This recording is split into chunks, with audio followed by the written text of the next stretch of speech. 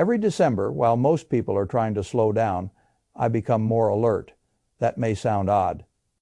The culture treats the end of the year like a soft landing, slow music, holidays, shopping. A little indulgence dressed up as reward. People tell themselves they will think seriously in January. They will get organized in January. They will start saving in January.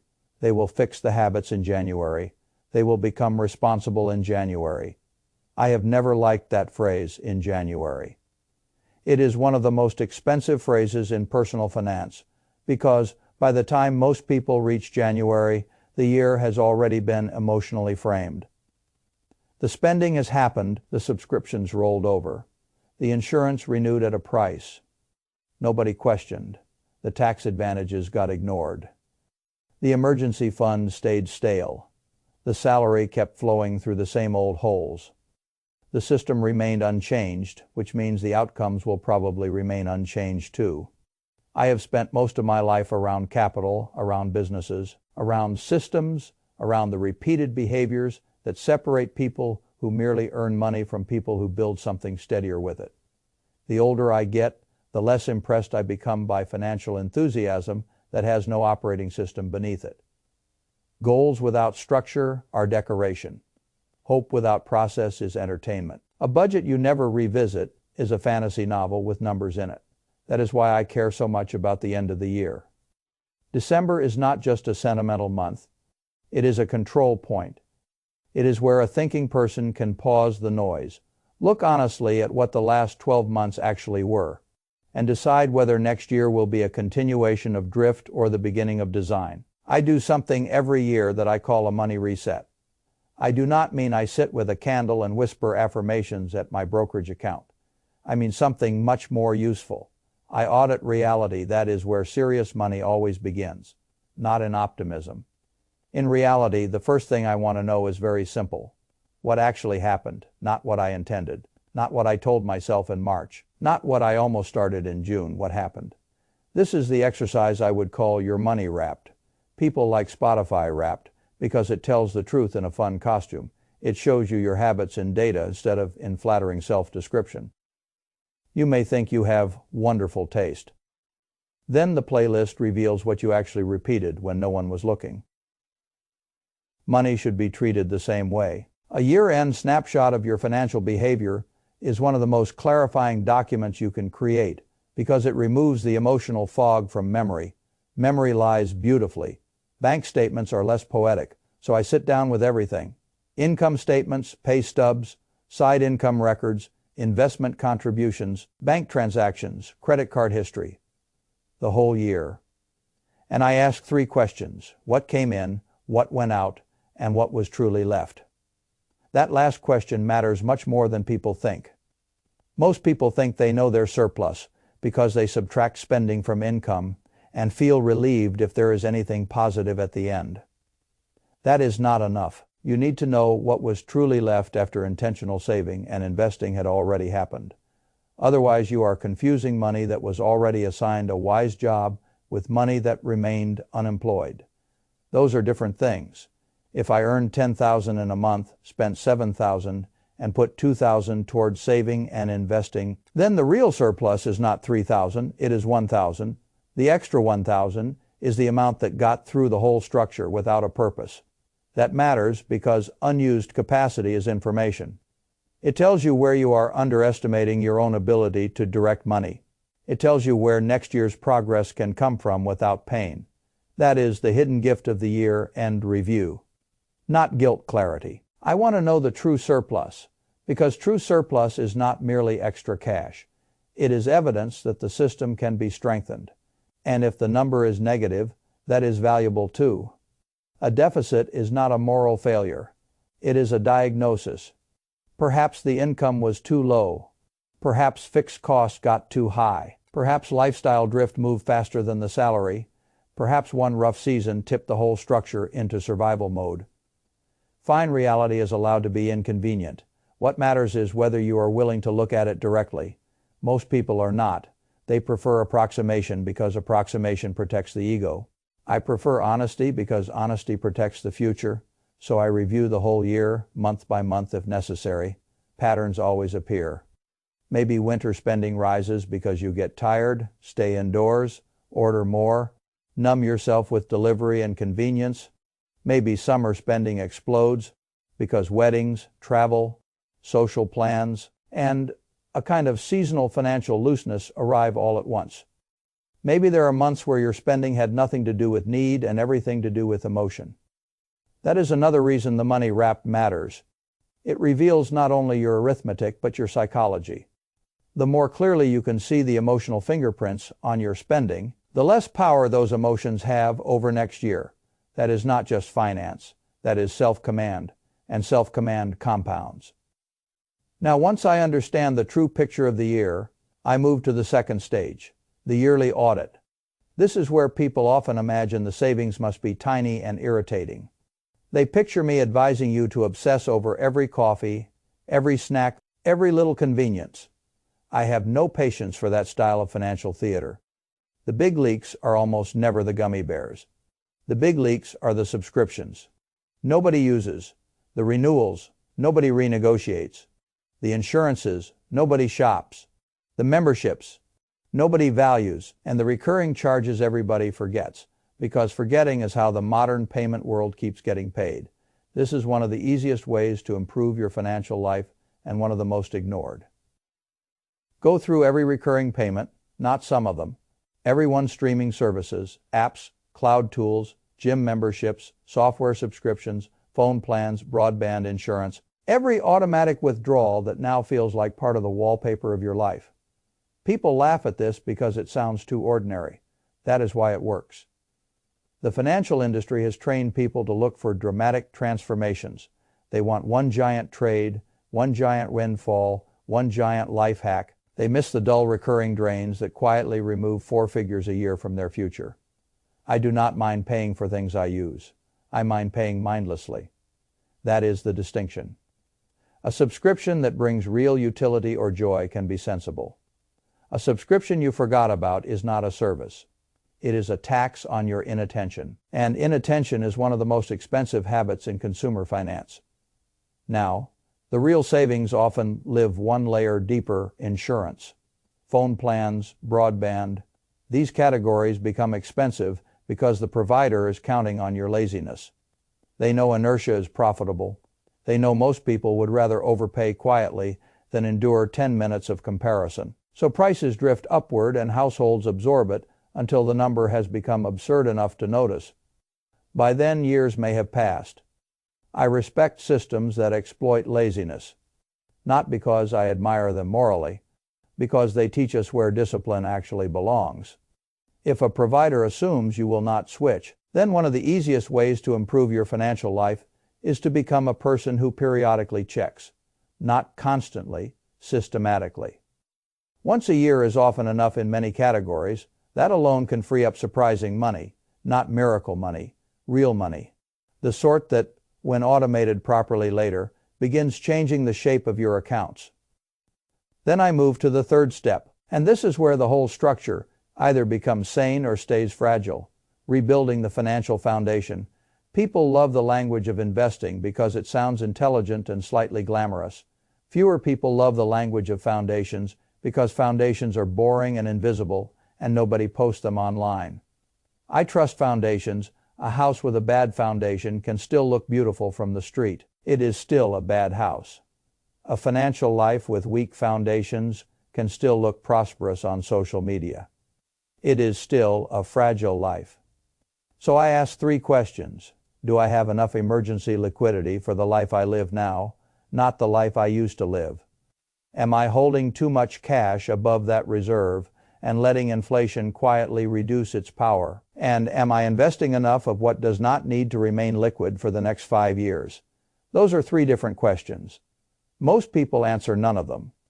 Let us start with the emergency fund. People often build one years ago and then never revisit it.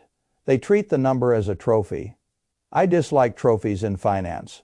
A reserve is not meant to be admired. It is meant to function. If your rent is higher now, if your insurance costs more, if you have children now, if you have a dog now, if you lease a car now, if your life costs more than it did when you first built the reserve, then the old reserve may not be protecting what you think it is protecting. That matters. Emergency money is not there to impress you. It is there, so one ugly month does not turn into 6 stupid decisions. I want 3 to 6 months of real living costs, not fantasy minimalism, real costs. That is what protects the structure. Now, once the reserve is truly funded, a different danger appears: excess idle cash. This is the point many people miss because they swing from one error to another. First, they live with too little liquidity and everything feels risky. Then they build a reserve and become so emotionally attached to the feeling of cash that they leave far too much of their capital sitting in low-yielding accounts, doing almost nothing. That is not prudence. That is stagnation. Cash has a job. Its job is protection, optionality, and short-term flexibility. Its job is not to become the final resting place of all your future wealth. Anything above your true emergency reserve that you do not expect to need within the next 5 years deserves serious scrutiny, not immediate reckless deployment. Serious scrutiny because inflation does not care that you feel safer watching a larger cash number. It keeps working. The wealthier person is not necessarily the one with the largest idle pile. It is the one who understands what each dollar is for: reserve dollars, near-term dollars, investment dollars, tax dollars, opportunity dollars. Capital should be assigned. This is where adulthood begins. And once I know that my emergency reserve is correct and my idle excess is visible, I ask the next question: what can now be deployed into productive ownership? For most people, most of the time, I still believe the answer remains broad, low-cost investing. Not because I lack imagination, because I respect probability, simplicity, and time. If money is not needed in the next 5 years, then the hurdle for leaving it idle becomes much higher.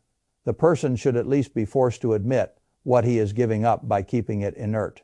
That is the purpose of the year-end foundation review, not to push everyone into the market blindly, to stop people from living in structural contradiction. Too little reserve, and they are fragile; too much idle cash, and they are quietly shrinking. A strong foundation solves both. Now we arrive at the 4th step, and this is where I see the public lose ridiculous amounts of easy money, free money left on the table. I do not mean mystical gains. I mean literal structural advantages available to the person who bothers to look: employer match, tax allowances, charitable treatment, loss harvesting, where appropriate, year-end contribution opportunities. These are not advanced tricks. They are part of the ordinary terrain, and yet millions simply ignore them. This is one of the strangest things in personal finance. People will spend 20 hours debating a speculative asset on the internet and not 10 minutes confirming whether they are fully capturing their employer match. That is insanity. An employer match is not merely helpful.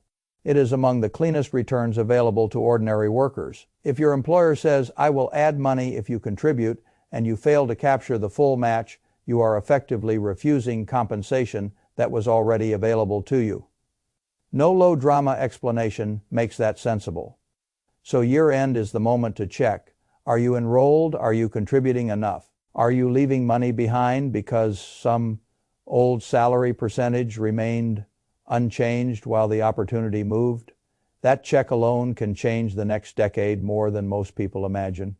Then come the tax advantages. Different jurisdictions work differently. Fine. I do not need every person to memorize global tax calendars. I do need people to respect the fact that tax allowances often expire if unused. That matters. A person who ignores year-end contribution windows, loss offsets, or donation treatment because the paperwork felt dull is not being too busy to optimize. He is paying an attention tax. I dislike attention taxes intensely. Now, I am not interested in turning normal households into amateur tax magicians. That often goes badly.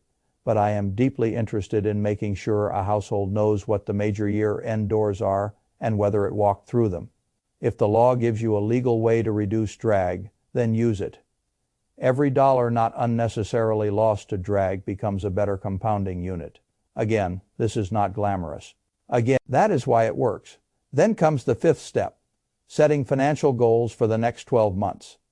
Now this is where most people become unserious without realizing it. They say things like, I want to be better with money. I want to save more. I want to get organized. I want to invest more consistently. These are not goals. They are polite fog. A goal must have a number, a timeline, and a monthly implication. Otherwise, you are not planning. You are hoping with better posture. I want specific goals. Save $6,000 by December. Build emergency reserve to $18,000 by September. Increase investing by $400 a month by March. Pay off the $8,000 credit card by October. That is language the mind can work with. Then I want the reverse engineering. If the goal is $6,000 in a year, the monthly implication is $500. If $500 is impossible, then the goal, timeline, or structure must change. Reality gets a vote. This is another reason year-end matters. You have a full year of evidence behind you. You are not guessing in the dark. You know what the last 12 months look like. That makes the next 12 far easier to plan intelligently. And once the goal, many daily money decisions become easier. Not because discipline suddenly feels pleasurable, because ambiguity is gone. A clear goal gives money direction. Direction reduces friction. A person with no target makes every spending decision in isolation. A person with a target asks a better question. Does this help or delay what I already decided matters? That question, and if the first 5 were reflection, this is the place where reflection becomes a machine, your money operating system. I love that phrase because it gets the hierarchy right. You are not trying to become a heroic money manager every month. You are trying to build a system strong enough that your future does not depend on repeated heroism.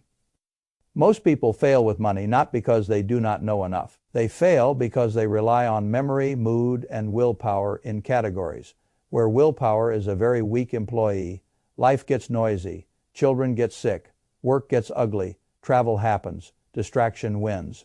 If your financial progress depends on your perfect mood every month, it will eventually stop. That is why automation matters so much. Good financial behavior should happen before you have the chance to talk yourself out of it. Savings, investing, retirement transfers, bill payments, sinking funds, all of that should be prearranged wherever possible. Not because automation is trendy, because it removes opportunities for weakness to vote. I like saving before I see what is left. That is one of the most powerful small changes a person can make. Save and invest first, then let spending happen inside what remains. The reverse order leaves the future begging the present for mercy, and the present is usually a poor steward of the future. Sinking funds matter too. I do not trust adults who act surprised by expenses that are entirely predictable in type, if not in exact timing. Car maintenance, birthdays, annual insurance, travel, home repairs. These things are not emergencies in the deepest sense. They are irregular certainties. A sinking fund turns predictable future friction into manageable monthly preparation. That is another kind of peace. Then there is friction reduction. This is more behavioral than financial, but behavior decides almost everything in money. If the emergency fund sits in the same account as your spending money, it gets touched more easily. If your savings app is hidden and your shopping apps are one tap away, that affects outcomes. If every good financial action requires 6 annoying steps, while every bad one is frictionless, then you have built an environment hostile to your own goals. The wise person reduces friction for good behavior and increases it for bad behavior. That is not gimmicky, that is engineering. And finally, I like a simple dashboard, not a performative financial command center designed to make you feel like a hedge fund manager, a clear snapshot income, core expenses, saving rate, investment contributions, emergency fund, debt balances, progress toward the 1 or 2 main goals. That is enough. The purpose of a dashboard is not to entertain you.